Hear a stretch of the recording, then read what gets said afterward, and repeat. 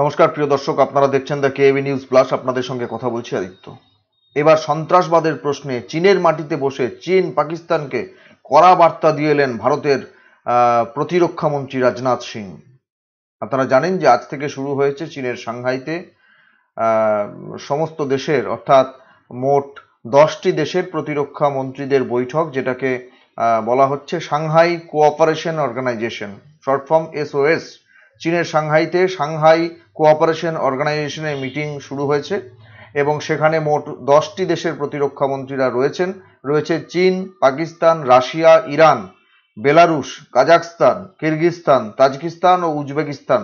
মোট 10টি দেশের প্রতিরক্ষা মন্ত্রীরা রয়েছেন এবং সেই সভাতে আজকে থেকেই শুরু হয়েছে। সেখানে বক্তব্য রেখেছেন রাজনাথ সিং এবং তার চাইতে গুরুত্বপূর্ণ বিষয় হচ্ছে সেখানকার যে যৌথ ঘোষণাপত্র, সেই যৌথ ঘোষণাপত্রে সই না করে প্রত্যাখ্যান করেছে ভারত। একদম স্পষ্টত বলেছে যে না, এটা পক্ষপাতমূলক, সুতরাং এই ঘোষণাপত্রের সঙ্গে ভারত সহমত নয়, আমরা সহমত নই, আমরা সই করব না। কি আছে সেই ঘটনায়? সেখানে অদ্ভুতভাবে কিছুদিন আগে ঘটে যাওয়া পেহেলগাঁও যে সন্ত্রাস, সেই পেহেলগাঁও সন্ত্রাসের কথা উল্লেখ নেই, যেখানে বেছে বেছে ধর্মীয় পরিচয় দেখে হিন্দু যারা পর্যটক তাদের খুন করা হলো এবং পাকিস্তানের অভ্যন্তর থেকে জঙ্গিরা এসে ভারতের মাটিতে এই ধরনের নিষ্ঠুর হত্যাকাণ্ড চালিয়ে চলে গেল।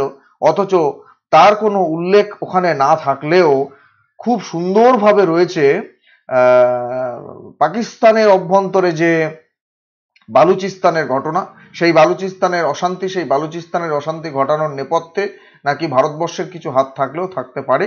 এবং এর পাশাপাশি পাকিস্তানের যে POK, পাক অকিউপাইড কাশ্মীর, যেটা ভারতবর্ষের অবিচ্ছেদ্য অঙ্গ, সেটাকে পাকিস্তান দখল করে রেখেছে, সেই বিষয়ে খানিকটা নিন্দাবন্ধ করে বলা হয়েছে। অথচ পেহেলগাঁওয়ের ঘটনা, যেটার সূত্রপাত, এই পেহেলগাঁওয়ে এত নৃশংস হত্যাকাণ্ড চালালো, জঙ্গিবাদ চালালো পাকিস্তানের মধ্যপুষ্ট দস্যুরা সরাসরি, এবং বেশ কয়েকবার তো তারা স্বীকারও করেছে, তাদের সেনাবাহিনীর কেউ স্বীকারও করেছেন যে পাকিস্তান মজা দেখিয়ে দিয়েছে পেহেলগাঁওয়ে। তো সেই ঘটনার কোনো উল্লেখ নেই, অথচ ওখানে বালুচিস্তানের ঘটনায় নাকি ভারতের হাত রয়েছে, তাদের মদত রয়েছে, এইসব বলে একটা যৌথ ঘোষণাপত্র তৈরি করার চেষ্টা হয়েছিল এবং কড়া প্রতিক্রিয়া জানিয়েছেন রাজনাথ সিং। ওটাকে পুরো প্রত্যাখ্যান করেছেন, ভারতবর্ষ সই করেনি।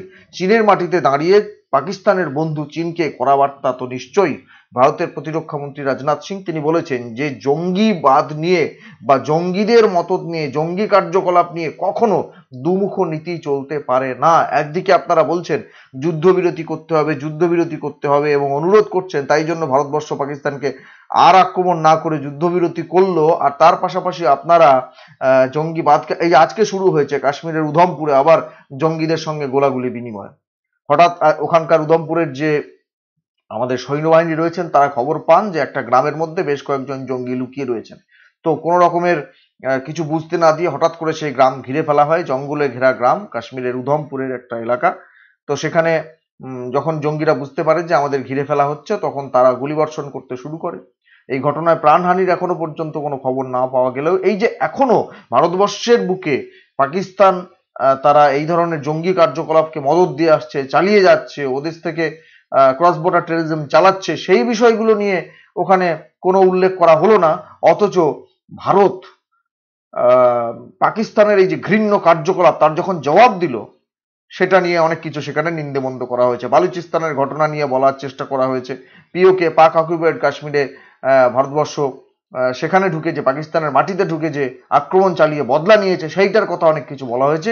সুতরাং এর প্রতিবাদ করেছেন স্পষ্টত রাজনাথ সিং এবং তিনি কিন্তু যৌথ যে ঘোষণাপত্র, সেই ঘোষণাপত্রে মোটেই সই করেননি। আপনাদের রাজনাথ সিং এর কিছুটা বক্তব্য আমি শোনাই, আপনারা শুনুন, তাহলে বুঝতে পারবেন যে কতটা কড়া প্রতিক্রিয়া জানিয়েছেন আমাদের বিদেশমন্ত্রী চীনের মাটিতে দাঁড়িয়ে। এবং সাংহাই কোঅপারেশন অর্গানাইজেশন, যেখানে রয়েছেন চীন, পাকিস্তান, রাশিয়া সহ বেশ কয়েকটা দেশের, মোট 10টা দেশের প্রতিরক্ষা মন্ত্রীরা রয়েছেন। আসুন বক্তব্য শোনাই।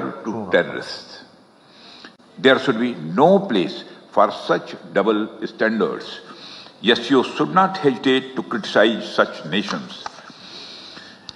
India's zero tolerance for terrorism is manifest today through its actions. This includes our right to defend ourselves against terrorism.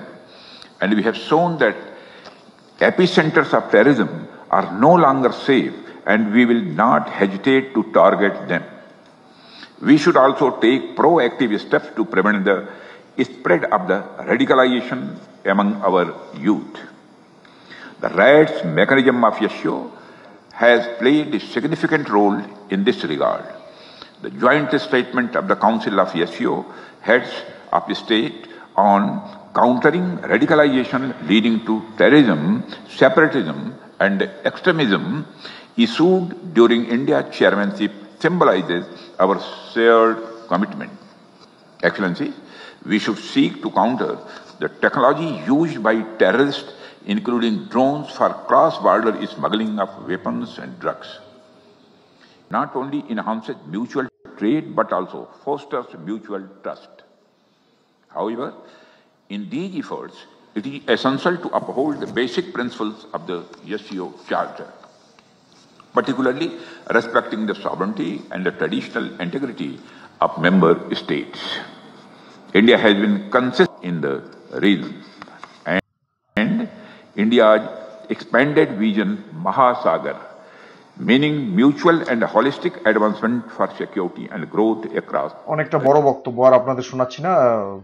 মূল সংবাদ ওটা যে যৌথ ঘোষণাপত্রে সই করেনি ভারত এবং মুখের মতো জবাব দিয়ে এসেছে চীনের মাটিতে বসে। চীন পাকিস্তানের বড় বন্ধু চীনকে একদম কড়া প্রতিক্রিয়া জানিয়ে এসেছে। যৌথ ঘোষণাপত্র ভারতবর্ষ সই না করায় কার্যত সেটা গৃহীত হয়নি, সেটা পণ্ড হয়ে গেছে।